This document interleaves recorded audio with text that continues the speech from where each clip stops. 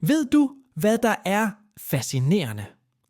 Mens millioner af mennesker skriger til deres tv-skærme hver weekend, er der denne hele skyggepopulation, som genuint er fuldstændig ligeglad.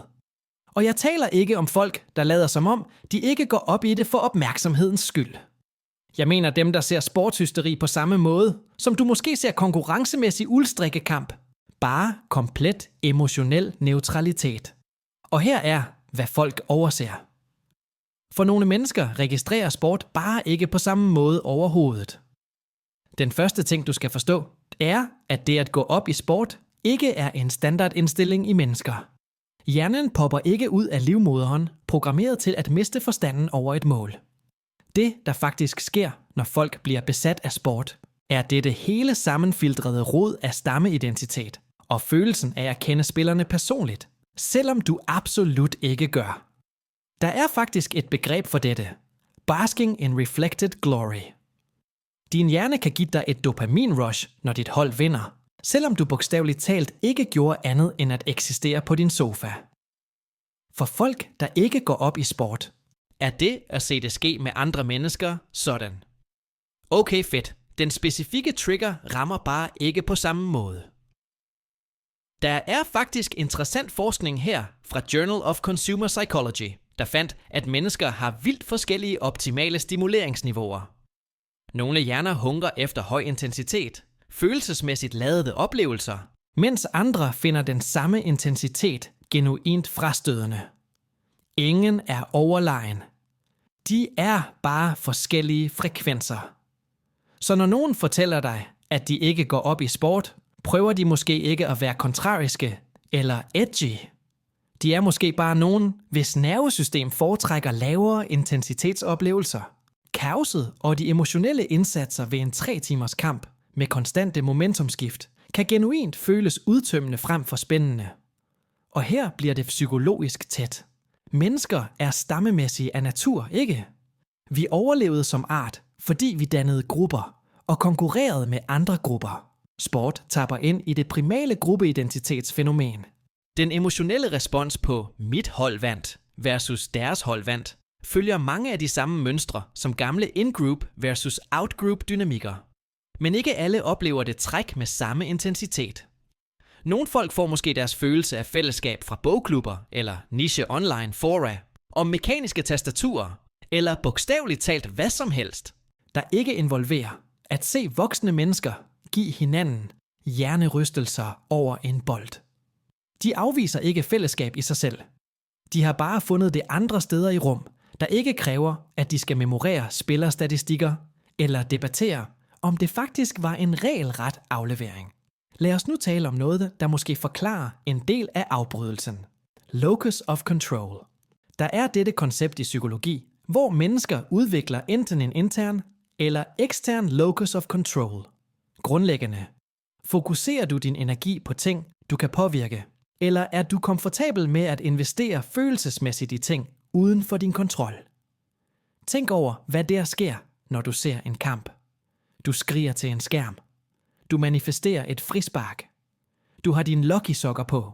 Men intet af det ændrer, hvad der sker på banen. Nogle mennesker er helt fine med det. Den emotionelle rejse er pointen. Andre finder det måske fundamentalt utilfredsstillende.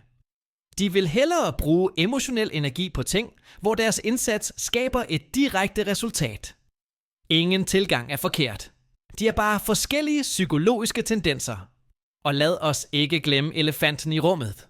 Overstimulering.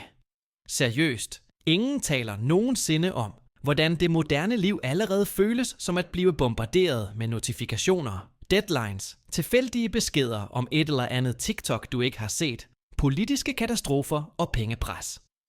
For mange folk er sport bare endnu en ting, der prøver at kapre din opmærksomhed og emotionelle energi. Kan vi ikke få en pause? Især for folk, der er forbundet lidt anderledes, dem psykologer kalder højt sensitive, hvilket tilsyneladende er omkring 1 ud af 5 af os. For dem er sportskampe grundlæggende et 3 timer langt sensorisk angreb, der efterlader dem udmattet i dagevis. Lysene, støjen, den endeløse snak. Hvad der er en fest for nogle, er en fuldskala udholdsprøve for andre. Og her er en anden ting. Mennesker varierer enormt i, hvor meget de kan håndtere usikkerhed. Forskning viser, at folk er dramatisk forskellige i deres komfort med uforudsigelighed. Sport er fundamentalt usikkert. Du ved aldrig, hvad der vil ske, og det er meningen, at det skal være spændende. Men for folk med lavere usikkerhedstolerance føles uforudsigelighed mere som stress end spænding.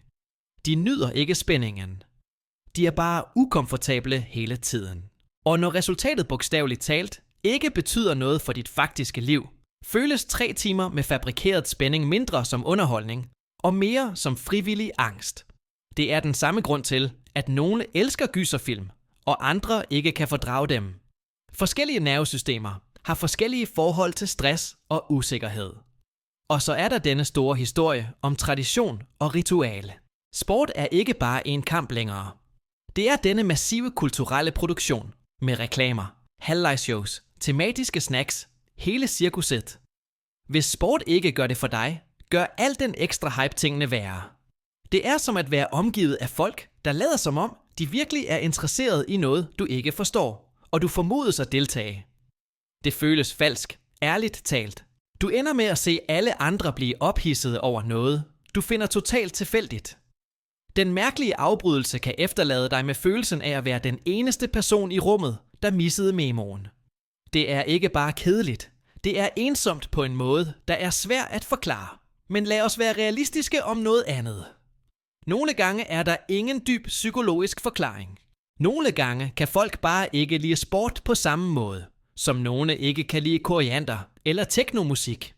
Vi er blevet så besat af at patologisere enhver forskel, at vi glemmer, at mennesker bare har forskellige småge. Chokerende, jeg ved det.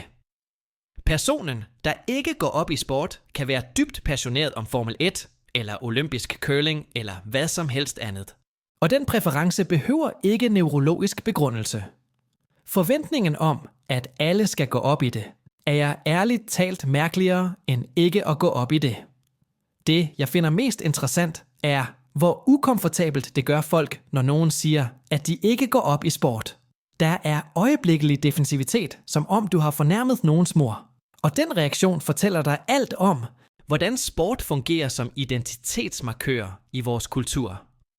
Når du afviser sport, hører nogen det som at afvise dem, deres værdier, hele deres sociale verden. Det handler faktisk ikke om kampen.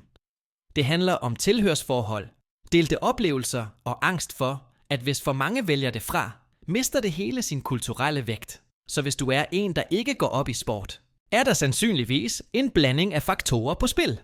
Måske kører dit optimale stimuleringsniveau lavere.